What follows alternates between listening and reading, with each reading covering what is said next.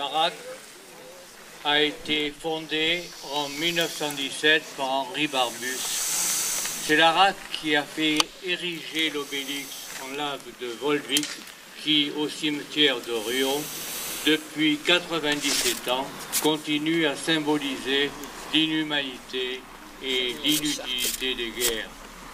Plus modestement, le 12 décembre 2008, avec le renfort du mouvement de la paix, la libre pensée, la Ligue des droits de l'homme, l'ARAC a obtenu que Léonard Lémarie, enfant de Seillac, fusillé à Port-Fontenoy le 12 décembre 1914, soit inscrit sur le monument aux morts de sa commune. Le 1er novembre 1939, je dis bien le 1er novembre 1939, sous le gouvernement Daladier, l'ARAC fut interdite. Ses locaux fermés et les dossiers constitués pour la défense des droits des anciens combattants saisis.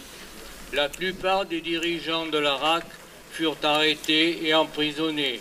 Je cite Jean Duclos, aveugle de guerre, Félix Brun, amputé des 2 jambes, Louis Gadot, invalide, furent emprisonnés à la Santé, puis à l'Île-Dieu, et Auguste Touchard fut déporté en Afrique du Nord.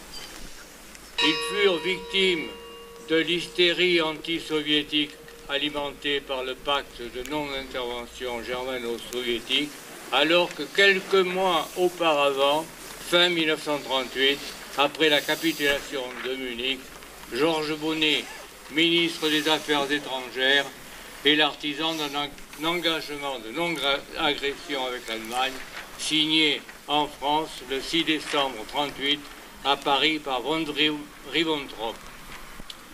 C'est lui qui a acheminé la reconnaissance du gouvernement de Franco, qu'il avait d'ailleurs soutenu pendant la guerre d'Espagne. Le 25 février 1939, il signe les accords qui reconnaissent la légitimité de Franco sur l'Espagne. Et naturellement, il se range du côté du maréchal Pétain, à qui il vote les pleins pouvoirs le 10 juillet 1940. Et à partir de 1941, il est membre du Conseil national, un organe de pouvoir vichiste. Hannah Arendt, dans son livre, mentionne la politique xénophobe de Georges Bonnet. Je cite, « Peu après, Georges Bonnet, ministre français des Affaires étrangères, songea à envoyer dans une colonie française les 200 000 juifs étrangers résidant en France. Bonnet alla jusqu'à consulter à ce sujet son homologue allemand, Joachim von Ribbentrop, en novembre 1938, et il lui a souligné qu'on est beaucoup intéressé en France, ainsi aussi à une solution du problème juif. Son pays ne veut pas héberger d'autres juifs de l'Allemagne. En outre, il a dit que la France voulait se débarrasser de 10 000 juifs quelque part. Bien sûr, il fut déclaré persona non grata par la résistance, mais il se réfugia en Suisse en conservant naturellement tous ses biens et vraisemblablement en les y faisant encore fructifier. Et il rentre en France quand il sent que le vent a tourné et que Jules Mock a fait tirer sur les mineurs en grève.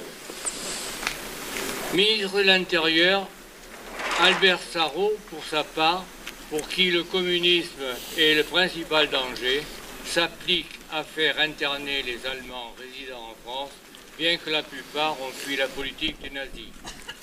Considérés comme des sujets ennemis, ils sont internés, en particulier au camp des Milles, à côté d'Aix-en-Provence. Et naturellement, le 10 juillet 1940, Sarraut vote en faveur de la remise des pleins pouvoirs au maréchal Pétain. Et quelque temps plus tôt, avant Munich, Chamberlain est venu rencontrer Hitler qui lui promet d'attaquer l'Union soviétique début 1939 si les puissances occidentales lui livrent la Tchécoslovaquie. Hitler fait valoir que son réarmement n'est pas au point, mais que si on lui donnait la Tchécoslovaquie, grâce au cadeau de la ligne Maginot tchèque, aux 1500 avions, au matériel de l'armée tchécoslovaque, les armes et munitions, équivalent à 3 ans de production de toutes les usines de guerre du Reich et à l'acquisition des fameuses usines Skoda qui sont supérieures à celles de Krupp. Il pouvait au printemps 1939 entrer en lutte contre l'URSS. Donc le différend subi demande une solution sans retard. Aussi on voit-on Chamberlain prendre l'avion pour voir lui-même Hitler. Ce sont les entrevues de Berchtesgaden et de Godesberg. La thèse de Hitler, bien sûr, l'emporte et Chamberlain est censé avoir sauvé la paix avec la complicité de Daladier. Le 20 février 1933 aussi, il faut rappeler qu'un mois avant les élections générales, une réunion secrète se tient à Berlin autour d'Hermann Göring et du nouveau chancelier Adolf Hitler. Elle réunit la crème de l'industrie et de la finance. Parmi les 24 hommes, il y a Gustav Krupp, Wilhelm von Oppen, le patron de Siemens, DG Metall, DG Farben. Et Göring leur dit, messieurs, vous venez d'entendre le chancelier Hitler, nous voulons une victoire aux élections du 5 mars pour stabiliser l'économie de l'Allemagne, éradiquer les communistes et supprimer les syndicats pour établir le pouvoir du chef d'entreprise. Hermann Göring exhorte donc ses industriels à donner aux nazis tout l'argent qu'ils réclament aux élections. Le nazisme s'effondrera, mais BASF, Bayer, Afga, Open, IG Farben, Siemens, Allianz, Telefunken sont là, parmi nous, entre nous, des noms qui nous sont toujours familiers, comme si la Deuxième Guerre mondiale, ses crimes et ses massacres n'avaient pas eu lieu. Tous survivront au régime. Aujourd'hui encore, notre quotidien est le leur. Ils nous soignent, ils nous vêtent, ils nous éclairent. Ces noms existent encore, leurs fortunes sont immenses.